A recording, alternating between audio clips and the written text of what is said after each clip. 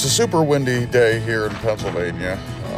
A little bit warmer if you don't account for the wind, but this last few weeks it's been down in the single digits and always a challenge getting this skidder started, but she goes right off this morning.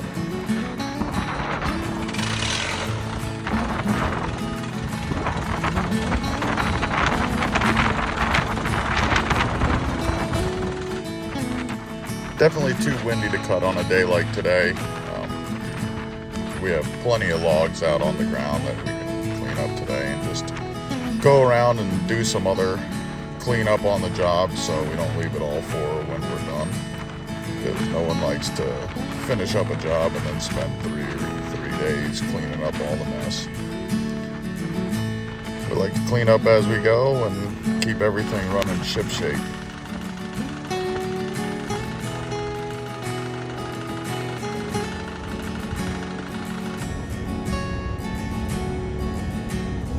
While the old skidder warms up here this morning, we'll go out.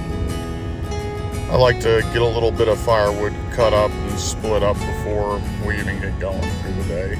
Gives me something to do while the skidder's warming up. And typically I find that if you wait till the end of the day to do any firewood, that time never comes. So you got to make time for it when you got it.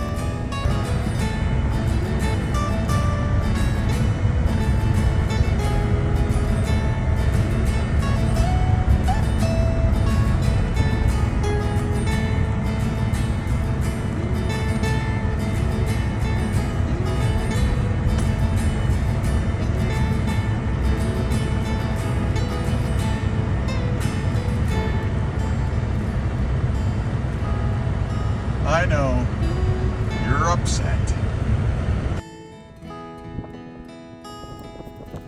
For the sake of the landowner's privacy, we'll just refer to him as Henry for these videos here we do on his property. He reached out to us when we were cutting on a neighbor's piece over the hill and explained that he had some big white oak trees. I mean, big, they were giant white oak trees hanging over the neighbor's property and getting over their garage. And he was just feeling a little nervous with the wind we were having. He didn't feel like having those hanging over there and wanted to get them down before something happened. So we had our buddy come in and he topped them up, and then we pulled him down the rest of the way onto his side of the property. And he was super thrilled with the work we did. He wasn't quite ready to have the big woods cut or managed at all, which is perfectly fine. We told him just to keep us in mind for the future, and it turns out that this year he was ready and we made something work. This property's really cool. It's got some giant timber on it, and I'm just glad it was us that got in here. This property has also turned into a sanctuary for deer.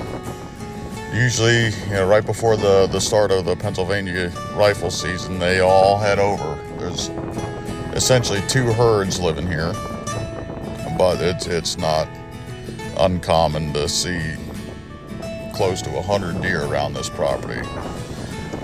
The problem with that is the deer are just terrible on any hardwood species, especially in the very early stages of their lives.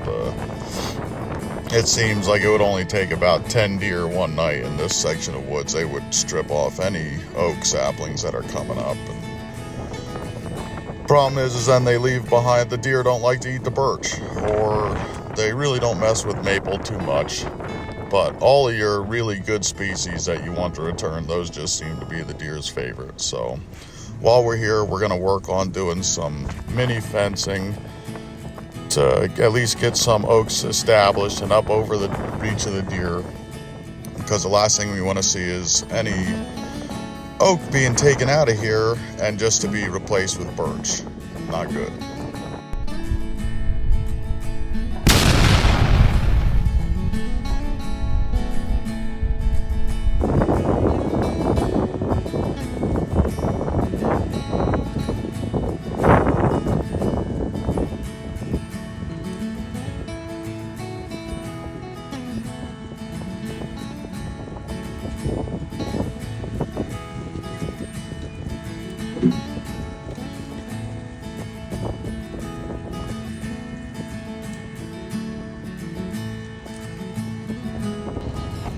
All right, all the skidder's warming up here. We'll take a look through. I'll cut up some of this stuff for firewood.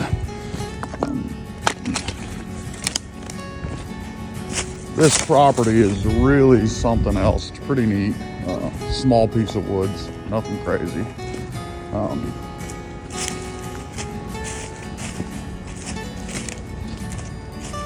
There's just some slamming white oak in here, which fortunately, us being in here, we're not targeting the white oak. We're taking only the dead or anything that's in bad decline, but there's just some nice timber in here. What we have been focusing on is getting rid of the birch. There is one white oak right there, pretty nice. Everything that we've cut out of here, except for a handful of white oaks, has all been birch. Now it's bigger stuff. We just do not want to see all this ground turn into a big birch field, which if you leave these big mama birches, they are just going to pump seeds, and all you're going to get back is birch. As you can see in here, a lot of guys would have done the complete opposite of what we did in here.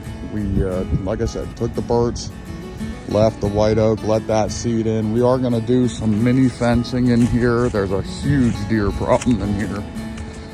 You've seen I kicked them out. There's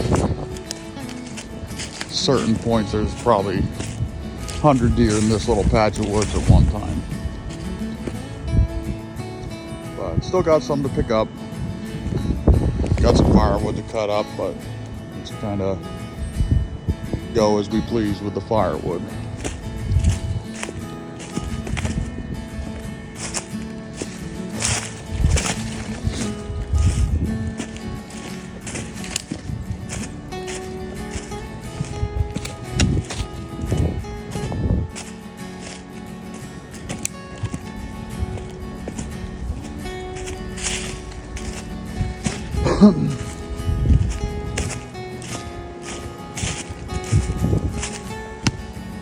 We were in this property before, just down in this little corner down here. We cut some trees out to keep them from going over that guy's garage and house on the neighbor's piece. And we're just kind of itching to get back in here, and we got the go-ahead to come in here and do what's right.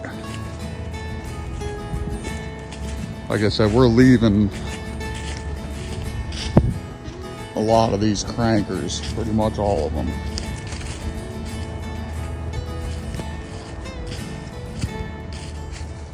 Clearing out the underbrush. Like I said, we cut every stick of birch that's in here. I know we'll reseed, but hopefully with ongoing maintenance we can prevent this from just becoming all birch, which is native, but it really provides nothing for you. Timber is not worth much of anything. It doesn't produce any mass crop for any of the deer, and it just outgrows anything else with ferocity.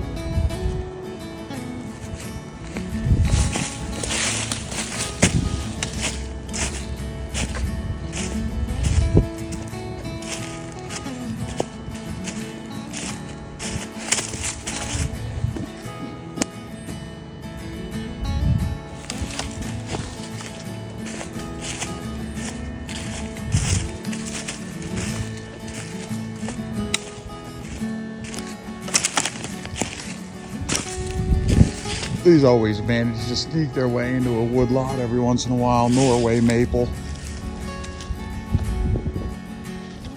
Really a yard tree, but you can find them.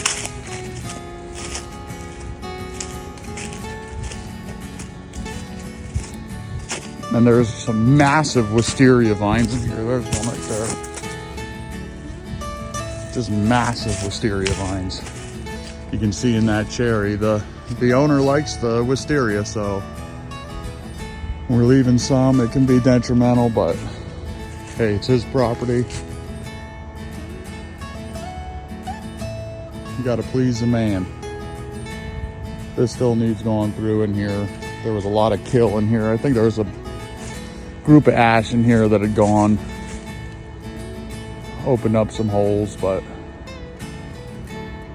we'll get in here, probably get some softwoods planted in here to brush it out and see what we can do about taking care of some of this stilt grass.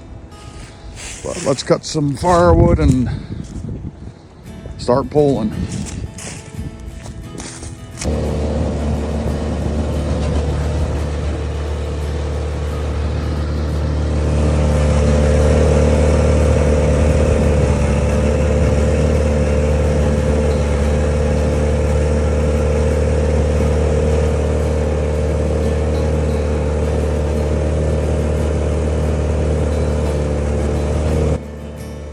This is actually the maiden job for this skidder. It's new to us, early 70s tree farmer C4. Just really sturdy old machines. We were actually looking for a parts machine for our other skidder, Mighty Mouse. That's a 1964 tree farmer. So this one's a little newer, but definitely newer to us. We were looking for a parts skidder, and we found this one actually locally in our area, which is also hard to find in Pennsylvania. These things are pretty hard to come by. Not a lot of guys run these old machines. Not a lot of guys want to run these old machines. They're not the most comfortable thing to run, but super simple machine. You gotta love them. It's Okie and Rainey. They're the bosses of this here farm. Actually, their rear ends remind me of a few other bosses I've had in my life. As I was saying, though, that we were really looking for a parts machine just in case. If you're going to run these old machines, they're reasonably cheap to maintain, cheap to run. It's the parts that kill you.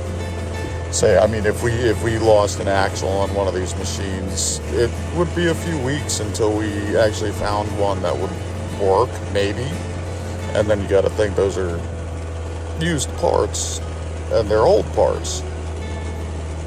But this one wasn't too good a machine to use for salvage, so we went through everything and got her going, and we'll find something wrong with it, I'm sure. We'll break it in on this job and see what we need to do to get it going. It's a full-time operating machine, but everything has been seeming to work out great with this machine.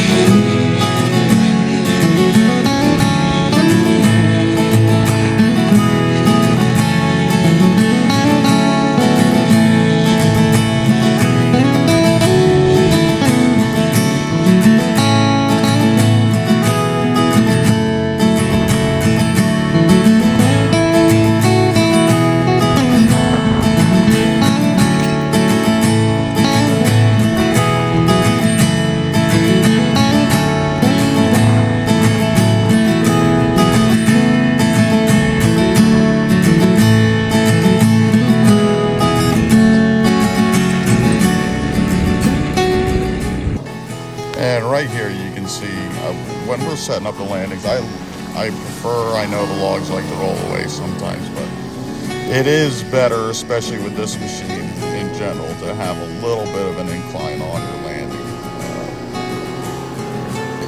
Running a machine like this all day, it's old technology. When you're pushing a clutch in all day long, you know, switching gears, switching high to low, using the clutch for the winch, whatever you can do to save yourself some of that trouble. And these, when you got it set up like this, you can just put the clutch in and let the machine roll back on its own. Simple little device, just gotta keep your legs working.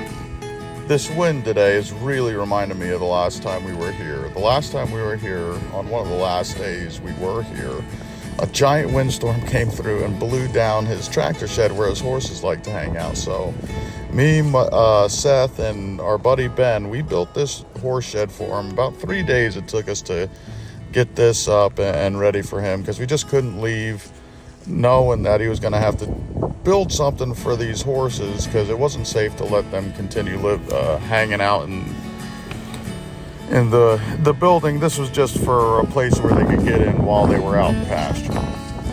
But the old building blew down in a windstorm, and this is where it was. It was just an old tractor shed.